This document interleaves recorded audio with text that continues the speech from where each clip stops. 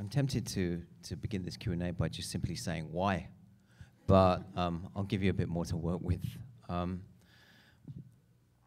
Tell us, the two of you, how what inspired this project, and I want to ask you how you chose the location that you chose, and did the location precede your idea about how to capture it?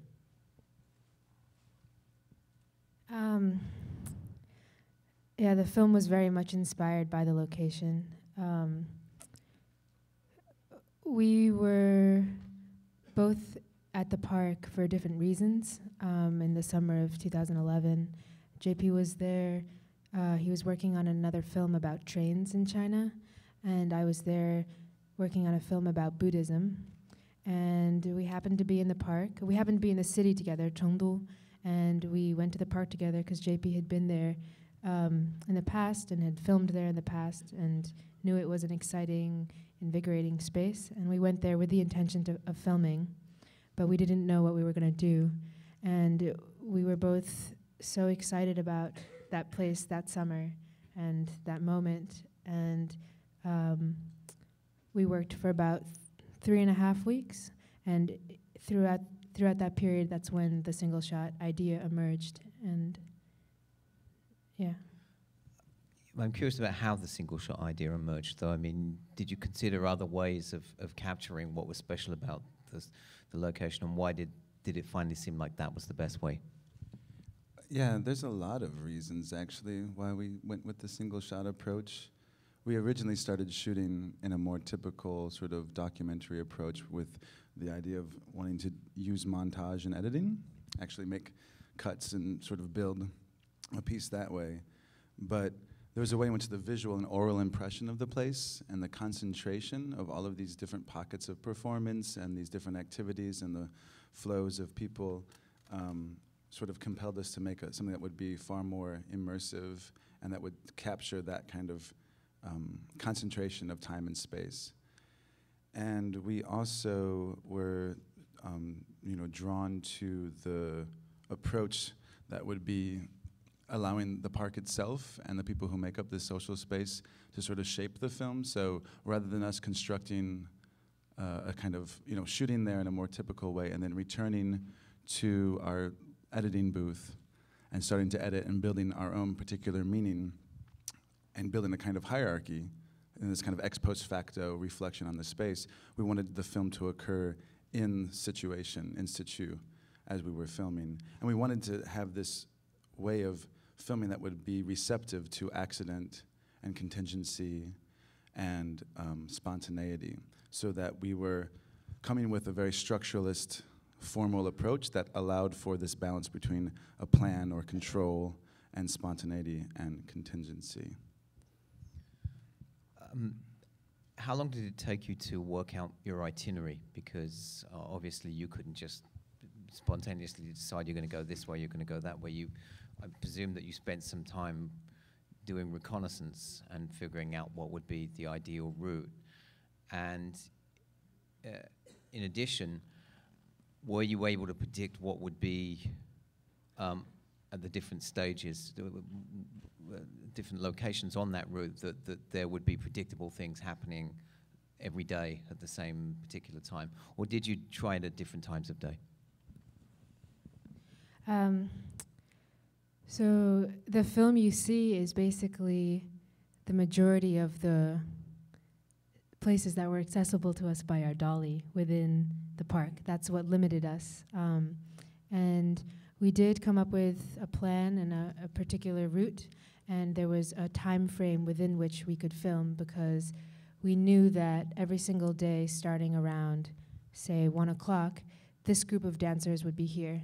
Whoever was responsible for, so all the activities and all the performances that you see in the park are amateur performances. People bring their own equipment, and other people know to expect that music will be there and a space will be provided, and they go for exercise or for fun or to people watch. And usually there's no commercial exchange, and it's just sort of people organizing out of their own interest. And but there is a regularity to it. So we created the route based on what we came to understand of the park. There was a group of dancers in the beginning who arrived at a certain time and left at a certain time, another group of dancers somewhere else, another group of singers, of opera performers, of whatever it was, who were there during certain periods, and we could expect that. But of course, all of the other people who were in the park and how they moved and how quickly they were moving and, you know, which child ran in front of us at which moment, none of that was predictable, and that was very much a part of the process of making the film. And we shot it 23 times. There were 23 complete shots, and there were actually probably 20 or more that were aborted at some point for various reasons, and this was number 19. Yeah, and like Libbie was saying, the itinerary was constantly in flux. So we had every night coming back, we'd look at the footage, we'd see what worked, what didn't work, we'd see problem areas, and we devised the itinerary and shifted it and changed it as the park changed and as our understanding of the park changed. And we even, you know, communicating together, we had a kind of body language and a few signs and codes we would use to explain or to express, like, you know, which direction we might go at a particular crossroads or in a particular situation. And we had a number of audibles as well, in case, as you can imagine, the park can be full of people on one day, one particular route can be totally clogged, and you have to have an audible to go around it. So we had a whole range of possibilities. And speaking of a whole range of possibilities, Libbie was mentioning this, there's something about this act of, again, the single shot film that I think is important here, speaking about itinerary and planning, is that it requires this kind of intense mindfulness, especially from the person who's holding the camera, who's Libbie, to be completely aware and responsive, and to be almost in this kind of hyper meditative state, in order to react to the range of people all around and the range of activities. So if Libbie was operating the camera, were you pushing the wheelchair? Yeah. And that's it? That was the crew? That's the crew. What about the sound? The sound is a binaural microphone that looks like headphones and creates a stereo field in an XY pattern. And that gives a wonderful sort of spatial quality. And we also had a cardioid microphone mounted on the wheelchair, and that gave the kind of forward field and would grab and pick out some sounds that you see, like the fluttering of flip-flops on the sidewalk. It actually felt kind of like this seat. We could even do a demonstration for you guys if we had wheels on this, but there's a microphone sticking out here if this were a wheelchair, and I was wearing headphones around my head. JP was pushing me, and we had taps and communication, and, you know, we developed an understanding of what we wanted to shoot and what we wanted to capture and how to collaborate to do that by doing it repeatedly and talking about what we did right or wrong and what we preferred or didn't. I'm curious about, I guess, the 20-odd takes that were reported. Were there any significant incidents that prevented you completing a particular itinerary that are colorful? Or were they really simply technical reasons? Well, actually, those weren't aborted. There were 23, 24 takes that were completed. There's probably another 20 or 30 more that were aborted because a child might run in front of the wheelchair, and instead of crushing the child's hand, I decided to stop. I'm not that, that hardcore, I guess. Neither of us are that hardcore of directors. There's other things that might go wrong in terms of us not calibrating the field of exposure correctly, or having, a moment where we get jammed behind other people. The ones that were completed all have very fascinating and amazing and wonderful little gestures and indelible little moments. But the number 19 was selected for a number of reasons. I think Libbie should talk maybe more about that, because she was the one who knew that would, after we completed it, she knew that was the one we were going to take, because when we finished, she stood up and exclaimed in a very loud voice her joy at finally getting the one. To answer, before I talk about that, to answer your question about other reasons why the takes were aborted. We were explicitly stopped by a park goer only once or twice, and it was in the same area, which we just decided not to go to. There's a thing called xiangqin in Chinese parks, which is where one generation of family members, maybe parents or uncles or aunts, will post up statistics about the next generation of people, their children or their nieces or nephews, as a way of helping them find mates, because they're too busy and they're getting on in years or whatever it is. And so there'll be listings on, computer paper printed out of how tall they are, their salaries, what they look like, what they're good at. And when we were first planning the route that we would take, we tried passing through this area of the park, and that's when we got explicitly stopped. Somebody just went up to us and said, "What the hell do you think you're doing?" Basically is what they said, and we said, "Okay." We turned off the camera, and we learned to avoid that area, and we're very happy to avoid it if it's going to cause that type of conflict. And there were other, I think we.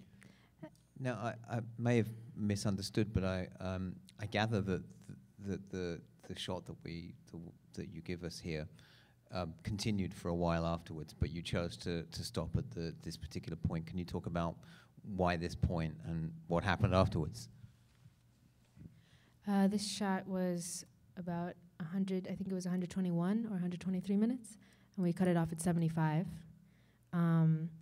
because. So a little bit of background. The people that we knew best in the park are the people that you see in the last 10 minutes who are dancing so incredibly. They were the first people who we shot with when we first arrived at the park that summer, and they kind of became our home base within the park. We would go there, drop off our equipment, and then we would start filming in other places, and we would arrive there at the end. And we also got to know them outside of the park context. Took them out to dinner. Some of them invited us back to their homes, and we shared times with them that were also unrelated to the film. And so it felt appropriate. One reason it felt appropriate to cut it off there was because, in one sense, it functions as a kind of homecoming and welcoming. There's definitely dynamics about foreigner, outsider, observer, or foreigner and native, or outsider and non-outsider, and observed or observer, and it seemed like an appropriate way to mirror our experience within the park as well, because the film is very personal in many ways. So that's one thing to why we decided to end in that space. Originally, the shot ended outside of the park on a very flat, gray cement building. But there's several other reasons specific to Zheng Shifu and the moment when he's leaning back. I think you were hitting that right there. It's just we could have had what was our original plan was to exit the park, so you actually leave the park and you end outside the city, back in the cityscape. But when Zheng Shifu, who's the Master Zheng, the guy who's 80, in that shot he's 79 years old, dancing like just a champ, and he turns around, he's upside down, he's staring right back into our lens, and in the lenses of his glasses, I think you can see our reflection, and then it sort of has this wonderful culmination of all the different forms of looking and gazing that this film sort of traffics in. Yeah, it ends on a high note as well, which is always nice. It's kind of like a coitus interruptus. Yeah.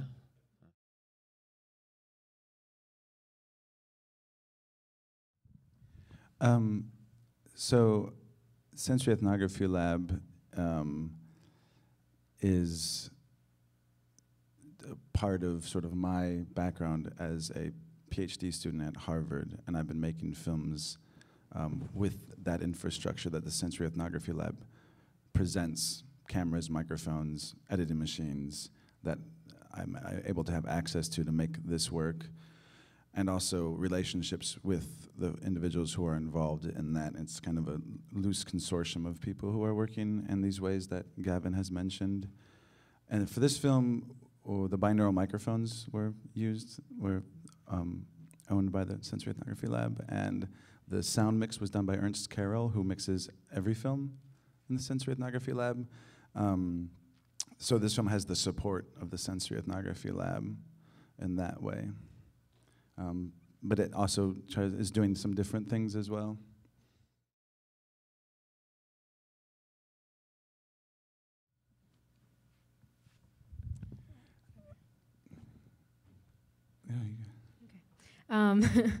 So it's all diegetic sound that you hear. We had 2 tracks. We had the track that was recorded on the binaural microphones, which is what contributed to the surround sound that you guys had here. And then we had the directional mic. And we did very little manipulation. The space is incredible. You walk in and you're in this sound network, and you can't escape it until you leave the park. And you know, if you're standing at one point, you might hear music from 4 different activities at once, and it can be overwhelming at times. It can, you know, buoy you at times. You also hear the noises which come through at the beginning of the film of buses and honking and street life, because this is a park in the middle of an urban center. Ernst helped us a lot with, I guess, stressing parts that we wanted to. So parts that we wanted louder or softer, we would make changes. And he also helped us. JP did most of the work, actually, on a rattle that we had related to our dolly, which we had to remove very painstakingly. But other than that, it's relatively naturalistic, I would say.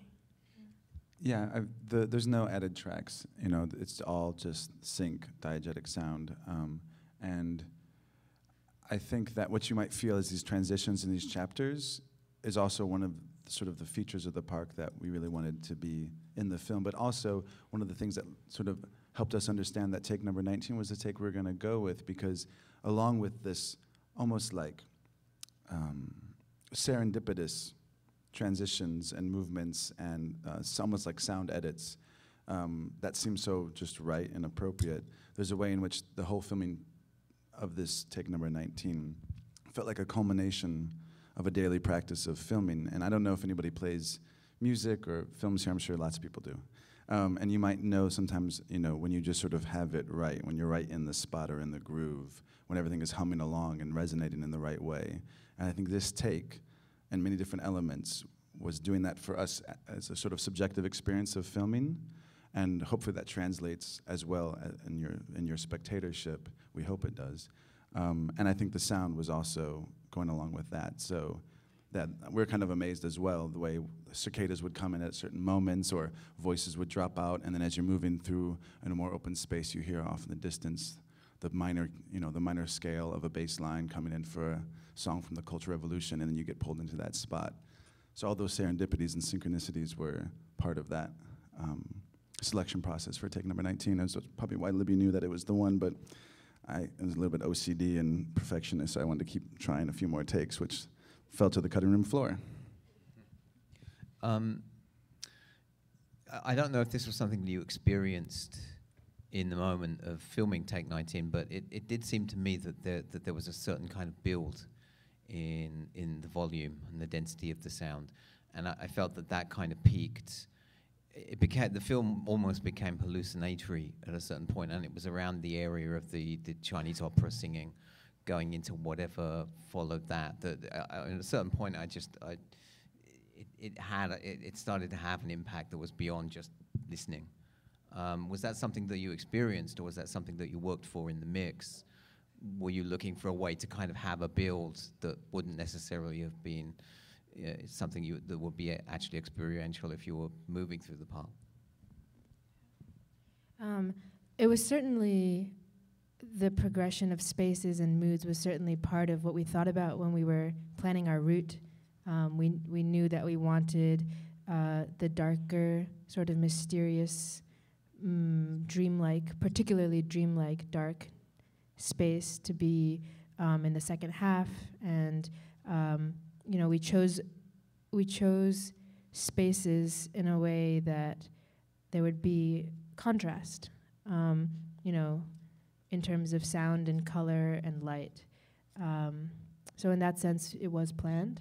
And I think that the hallucinatory quality that you speak of is definitely something we intended, and I think it comes partially from the sort of almost relentless movement, slow movement, and perhaps also a little bit from some of the stabilization work that we did in post-production, which was to even out some of the bumps that we had in the original filming.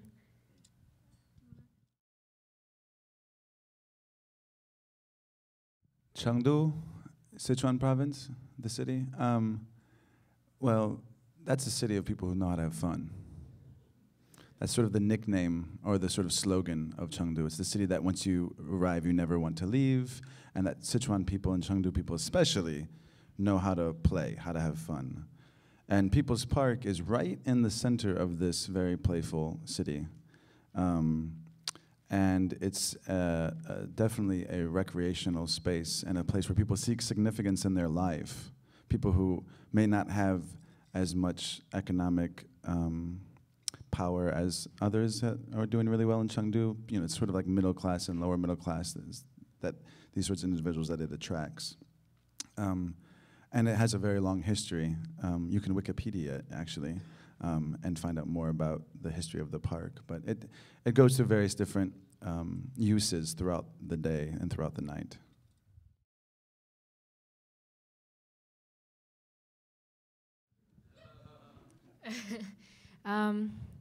I think there's a lot of factors in that. So one is the weather. It was incredibly hot for the 3 weeks that we were filming, and I think you can feel it in the film. People are tired. You know, they want to chill out. They want to drink some tea, and so that's one factor. I think another one is that they're confronted by something that looks extremely alien, and they're unsure how to react. So there's a range of reactions. You know, some people are excited and wave the peace sign. Other people sort of stare at us, and there's a range of interpretations that you can have about that stare. Some of the gazes might be aggressive. Some of them might be curious. Some of them might be a little bit fearful. Some of them might be amused. Yeah. In terms of having fun,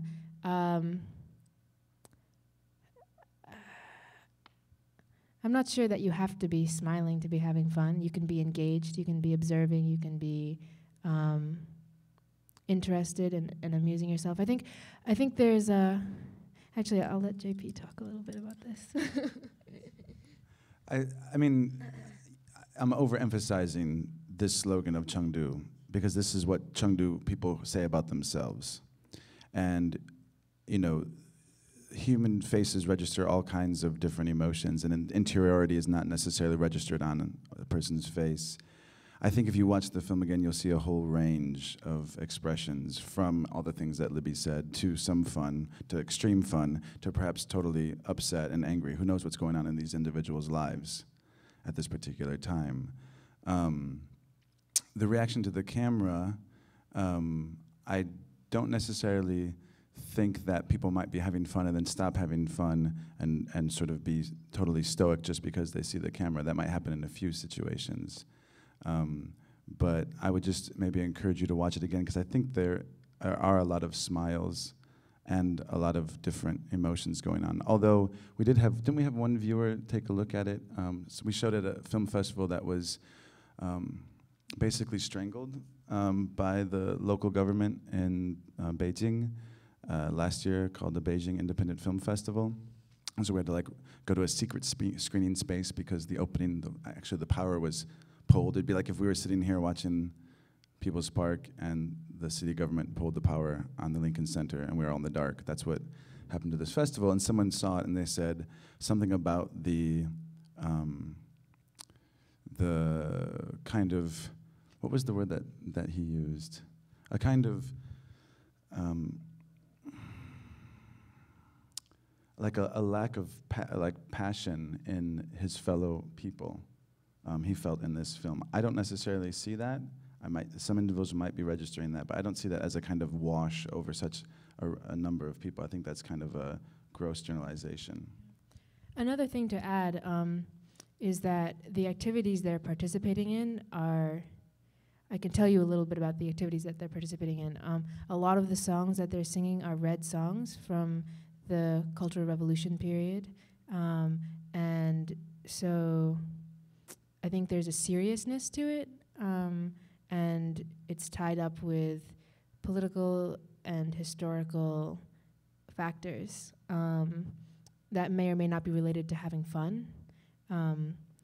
And there's also performances. There was an opera performance. There's, extremely emotional performances of karaoke. The moment with the woman singing passionately, it's a very sad song about the Aegean Sea, about love in the Aegean Sea. So I think they're participating in a range of activities that would be maybe very different from the activities you might find going on in a park in New York, for example, in Central Park, and that they might go to the park for different reasons, and that fun may just be one of the reasons that they're going to the park. How large is the park in relation to, say, Central Park? We can never figure it out. We couldn't tell while we were there, and we've done some research and can't find numbers, but it's probably smaller than a 40th or a 50th of Central Park. Yeah, it's nowhere near the size of Central Park.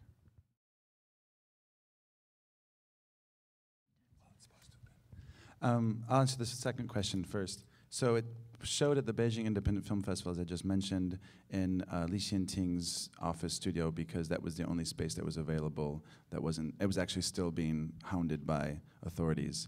It was scheduled to show in the China Independent Film Festival in Nanjing, which was organized by Zhang Xianmin, who's here in town right now at NYU, actually giving a talk his talk is called Some Ways to Kill a Film Festival, because that film festival was canceled.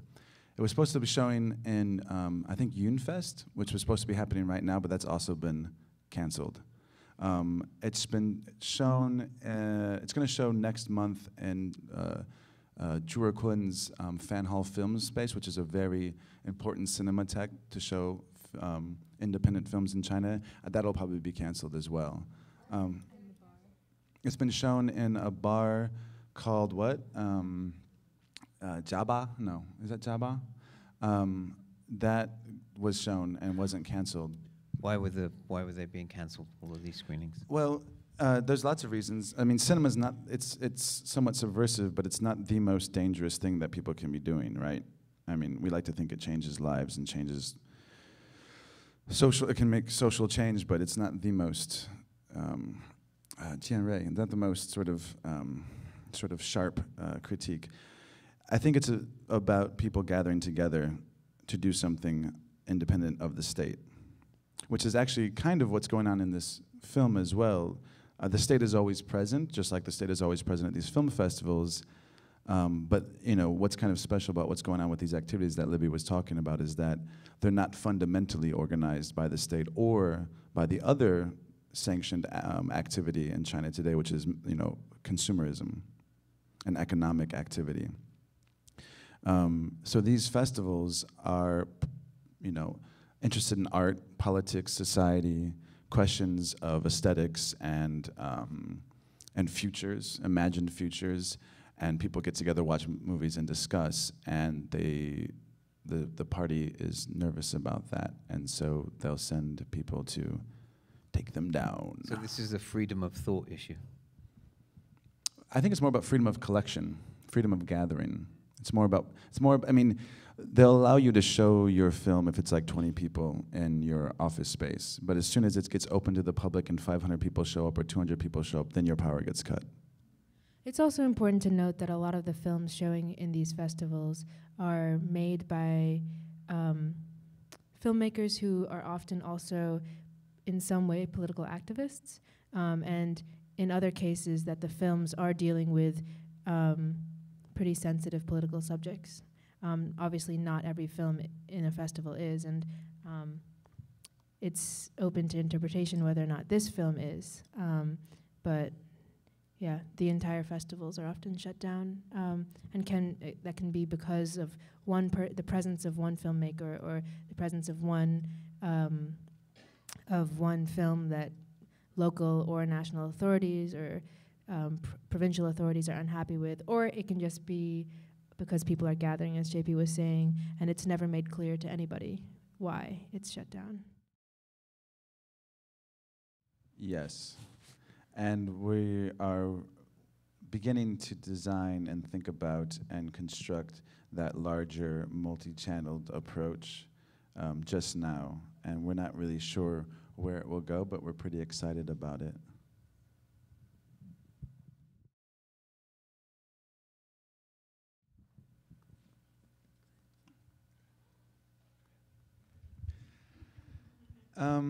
I think it's an ethnographic film to the extent that someone who wants to find ethnographic detail from it can pull that from it. It's more about the reception or the stance of the spectator to the piece. We didn't set out to make a film that was following any kind of definition of what an ethnographic film is, but I think just like all film, it has ethnographic value.